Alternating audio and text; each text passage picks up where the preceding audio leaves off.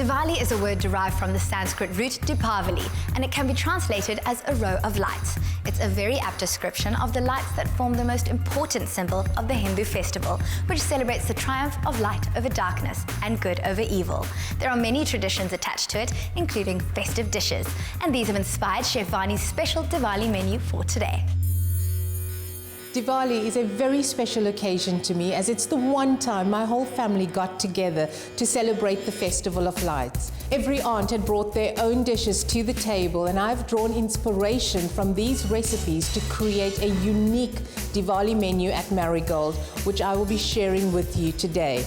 Our first dish is Pav Bhaji, which is a mixture of vegetables, baked potato, and a brioche bun.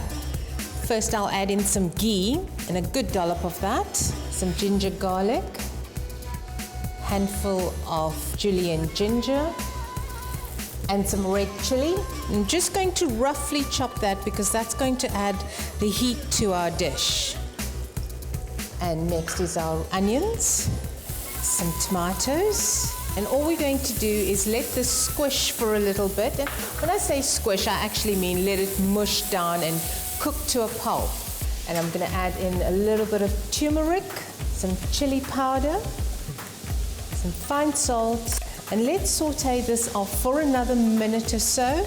And then the next ingredients is our mixed vegetables, some green peppers, some green beans, carrots, cauliflower, peas, and some of our baked potato. Now this is the main ingredient of our dish, and while this cooks away, I'm going to keep pressing down so this almost becomes like a mashed mixed vegetable curry.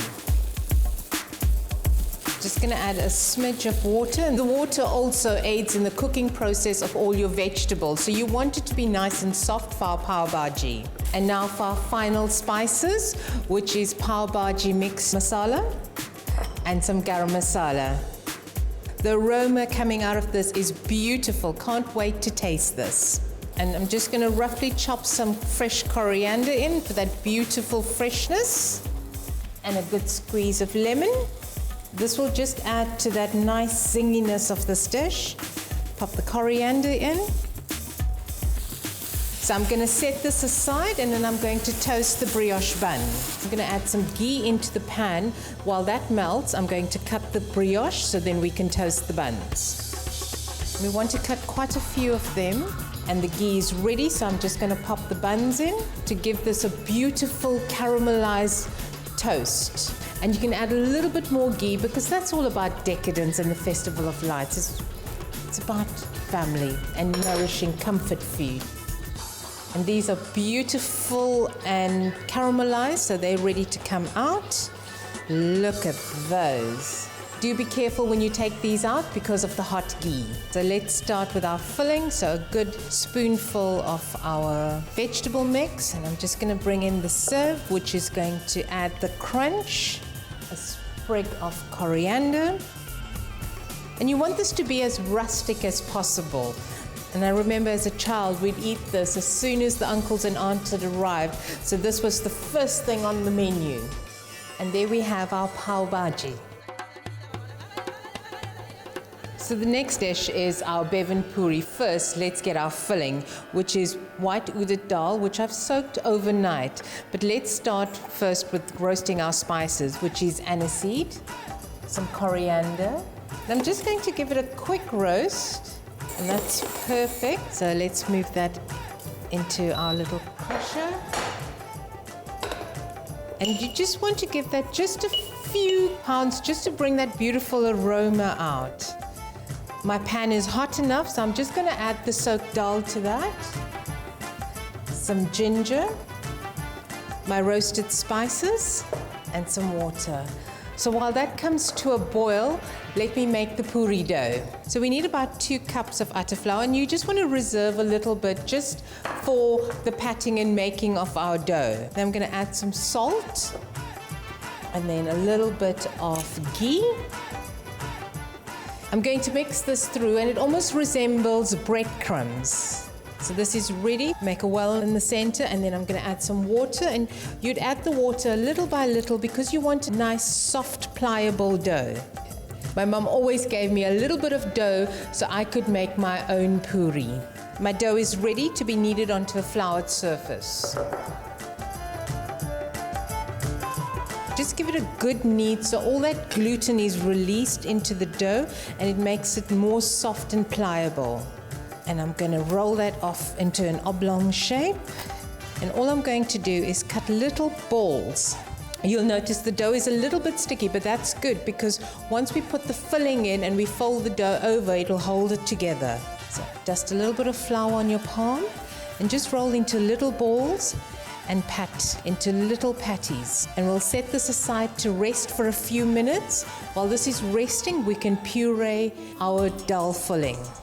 That's perfect. I'm going to switch off and then I'm just going to blitz this to a puree.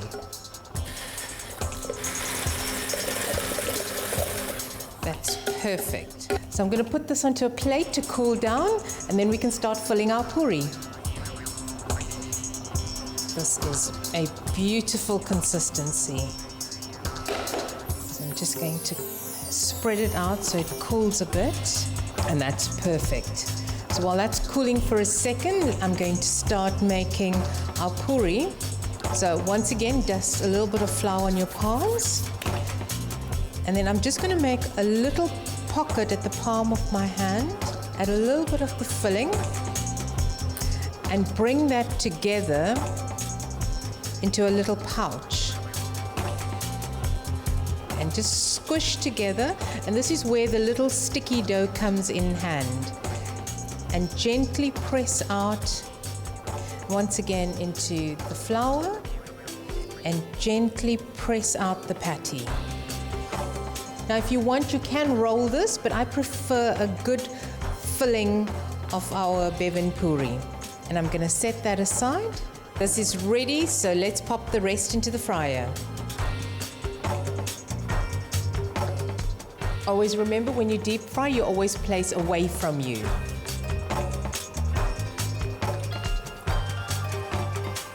I'm gently going to separate them because they will stick together. And all we're waiting for is for it to turn light golden brown and just raise up to the top, just gently. Oh, they're starting to look so good. This is one of my favorite childhood dishes. Now just remember, your filling's already cooked, so all we are doing is just cooking the dough. And that's perfect. And I'm going to place that onto a kitchen towel just to absorb the excess oil. So we'll just plate this up. And there we have our bevan puri. And there we have it. Bevan puri with aloo sab. My favorite part of Diwali is the sweetmeats. So I'm going to be making a shahi tukda and a coconut and pistachio nut ladoo. For our shahi tukda, I need to make a reduced milk sauce. So the ingredients is milk, and I'm using full cream milk, a little bit of milk powder, a pinch of green cardamom, and some caster sugar. I'm just going to whisk this just to bring it together. So I'm going to let this simmer, and then I'm going to make the shahi tukda. So I'm going to add the cardamom pods in first, eggs, handful of raisins, caster sugar, milk, and the fresh cream. I'm going to give this a good beating. And you want all those flavors to be incorporated. And also with the eggs breaking, this forms a beautiful custard. That's ready. And the bread. So this will soak for a few minutes. You want to gently press this so that the egg mixture is absorbed into the bread. I'm going to set that aside. And now we can start making our shahi tukda. So it's okay if you get your hands messed in this because this is what you want. And you just gently place them. And you can place them any way you want to, but you want a beautiful pattern. And pour the balance of the custard mix onto the shahi tukda. And get all those raisins in. So I'm going to pop this into the oven for 45 minutes.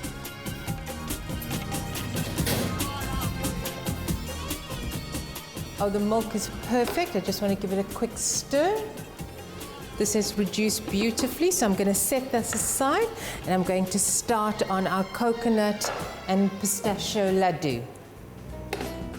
For our coconut and pistachio ladoo, I need some desiccated coconut. You just want to add that in.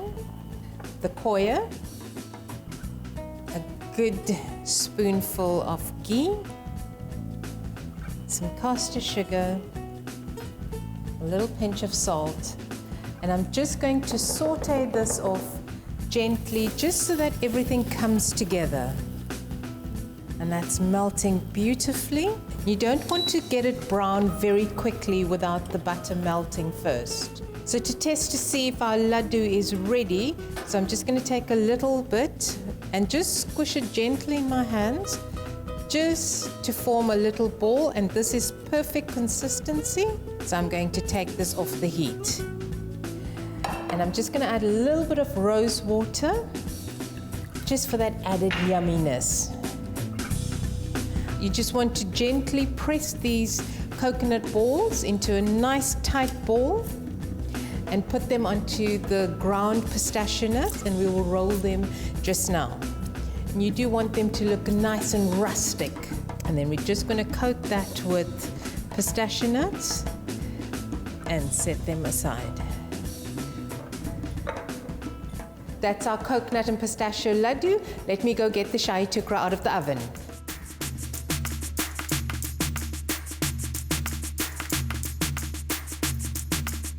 The flavor of the green cardamom comes through so beautifully. I'm going to add a little bit of the reduced milk sauce, some roasted flaked almonds, and just because I can, some mango puree. And the mango puree adds to the floral notes of the green cardamom. So let's take this to our table.